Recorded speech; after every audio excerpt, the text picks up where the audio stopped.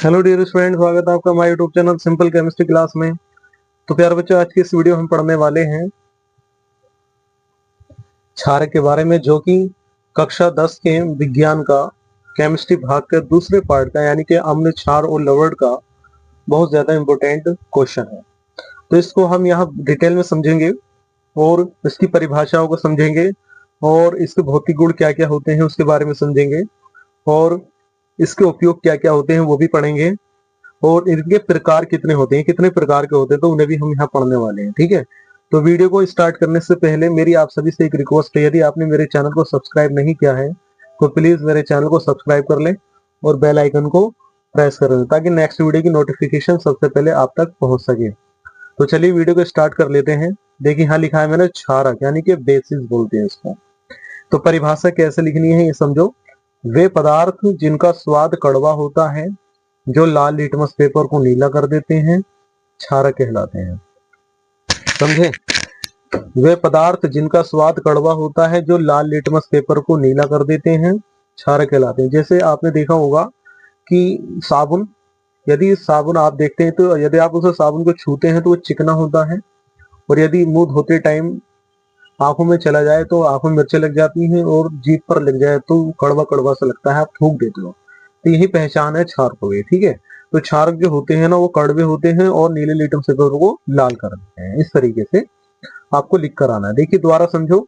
वे पदार्थ जिनका स्वाद कड़वा होता है, जो लाल लिटमस पेपर को नीला कर देते हैं, क्षारक कहलाते हैं। अब चलिए हम इसके क्षारकों के भौतिक गुण पढ़ लेते हैं। Physical properties of basis. ठीक है, तो इसको हम पढ़ेंगे।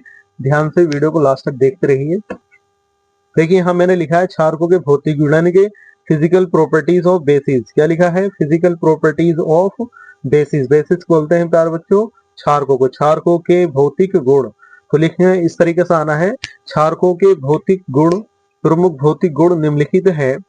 ठीक है, नंबर 1, क्षारक जल में विलय होते हैं। प्यारे बच्चों क्षारक जो होते हैं ना जल के अंदर विलय होते हैं और ये जल में मिल जाते हैं। नंबर 2, क्षारक स्वाद में कड़वे होते हैं। प्यारे बच्चों कैसे होते हैं? स्वाद में कड़वे, यानी कि आप जब इन्हें चखोगे, टेस्ट लोगे, यानी कि स्वाद लोगे इनका, तो ये कैसे होंगे? कड़वे होंगे। नंबर 3, क्षारक क्षारक लाल लिटमस पेपर को नीला कर देते हैं। तो जैसे ही आप इसको लिटमस पेपर के संपर्क में लेकर आएंगे तो ये लाल लिटमस पेपर को क्या कर देगा बच्चों? नीला कर देगा। ठीक है। नंबर 4, ये साबुन के समान चिकने होते हैं। ये साबुन के समान कैसे होते हैं? चिकने। नंबर 5, ये संक्षारक प्रकृति के होते हैं। प्यारे बच्चों कैसे प्रकृति के होते हैं? ये संक्षारक प्रकृति के होते हैं। फिर दोबारा समझो। जल में विलय होते हैं, क्षारक स्वाद में कड़वे होते हैं, क्षारक लाल लिटमस पेपर को नीला कर देते हैं, ये साबुन के समान चिकने होते हैं। नंबर 5, ये संक्षारक प्रकृति के होते हैं। तो ये प्यारे बच्चों इसके भौतिक गुण हैं।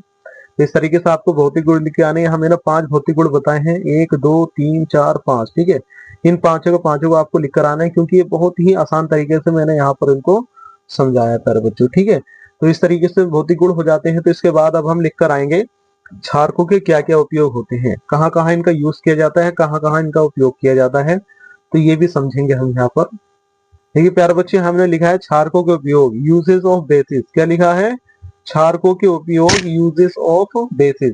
तो प्यारे बच्चे क्षारकों के मुख्य उपयोग निम्नलिखित हैं। नंबर 1, क्षारकों के मुख्य उपयोग निम्नलिखित हैं। प्यारे बच्चे इस टाइप से आपको लिखना है। नंबर 1, वस्त्र बनाने में, यानी कि जो कपड़े होते हैं उनको बनाने में इसका उपयोग किया जाता है। नंबर 2, अमोनिया लवण बनाने में, यानी कि अमोनियम जो लवण होती है उसको बनाने में इसका उपयोग किया जाता है। नंबर 3, साबुन बनाने में, यानी कि जो सोप होता है, साबुन होता है, उसको बनाने में इसका उपयोग किया जाता है। नंबर 4, कागज के निर्माण में। ठीक है, जो कागज होता है उसको बनाने में इसका उपयोग किया जाता है। नंबर 5, ब्लीचिंग पाउडर के बनाने में। तो इस तरीके से आपने देखा कि जो क्षारकों का उपयोग है वो क्षारकों का उपयोग निम्नलिखित है।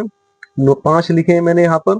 ठीक है, 5 ही मैंने इसके भौतिक गुण लिखे हैं, 5 ही इसके मैंने उपयोग लिखे हैं। ठीक है, तो देखिए नंबर 1 वस्त्र बनाने में, नंबर 2 अमोनिया लवण बनाने में, नंबर 3 साबुन बनाने में, नंबर 4 कागज के निर्माण में, नंबर 5 ब्लीचिंग पाउडर के बनाने में। इस तरीके से आपको इसके उपयोग भी लिखकर आ जाना है। यदि पूछे तो इसके क्षारकों के प्रकार भी लिखकर आने हैं, वो मैं अभी बताने वाला हूँ।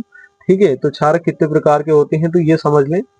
देखिए आपको इस तरीके से हेडिंग बनाकर आ जानी है, क्षारकों के प्रकार, टाइप्स ऑफ बेसिस। ठीक है, तो प्यारे बच्चों लिखना किस तरीके से? आयनन के आधार पर क्षारकों को 2 भागों में बांटा जा सकता है। ठीक है, क्या लिखना है?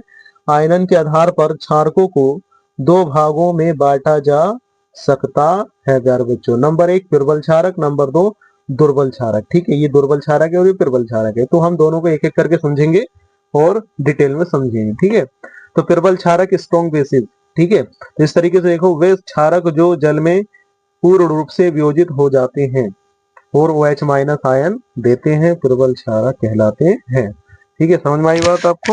फिर दोबारा समझो, वे क्षारक जो जल में पूर्ण रूप से विलय हो जाते हैं, यानी कि वियोजित हो जाते हैं, आयनित हो जाते हैं और OH माइनस आयन देते हैं, प्रबल क्षारक कहलाते हैं। इसके यहाँ पर एग्जांपल लिखे मैंने, KOH, NOH, BOH का होल्ड वाइज आदि। ठीक है, इसे बोलते हैं पोटेशियम हाइड्रोक्साइड, इसे बोलते हैं सोडियम हाइड्रोक्साइड, इसे बोलते हैं बेरियम हाइड्रोक्साइड आदि। ठीक है, इस तरीके से आपको प्रबल क्षारक को लिखकर आ जाना है, एग्जाम्पल लिखकर आने हैं, इसकी परिभाषा लिखकर आ जानी है। ठीक है, उसके बाद हम पढ़ लेते हैं दुर्बल क्षारक क्या होते हैं। पर पढ़ा था आपने प्रबल क्षारक, अब इसके बाद आपको लिखना है दुर्बल क्षारक। ठीक है, वीक बेसिस, इंग्लिश में इसको स्ट्रॉन्ग बेस को बोलते हैं और इंग्लिश में इसको वीक बेसिस बोलते हैं। ठीक है, तो दुर्बल क्षारक वे क्षारक जो पूर्ण रूप से वियोजित नहीं होते हैं, दुर्बल क्षारक कहलाते हैं प्यारे बच्चों। वे क्षारक जो पूर्ण रूप से वियोजित नहीं होते हैं, दुर्बल क्षारक कहलाते हैं। वे क्षारक जो पूर्ण रूप से वियोजित नहीं होते हैं, दुर्बल क्षारक कहलाते हैं। तो देखिए एग्जांपल क्या है, एल्यूमिनियम हाइड्रोक्साइड। जैसे देखा कि आपने इसके दुर्बल क्षारक क्या होते हैं, वे क्षारक जो पूर्ण रूप से वियोजित नहीं होते हैं, दुर्बल क्षारक कहलाते हैं, एल्यूमिनियम हाइड्रोक्साइड, अमोनियम हाइड्रोक्साइड आदि। इस तरीके से आपको लिख कर आ जाना है। तो प्यारे बच्चों, वीडियो यदि अच्छी लगी तो कमेंट करके जरूर बताना और वीडियो को लाइक करना। ठीक है, और कमेंट करना और दोस्तों में शेयर करना, और मिलते हैं नेक्स्ट वीडियो।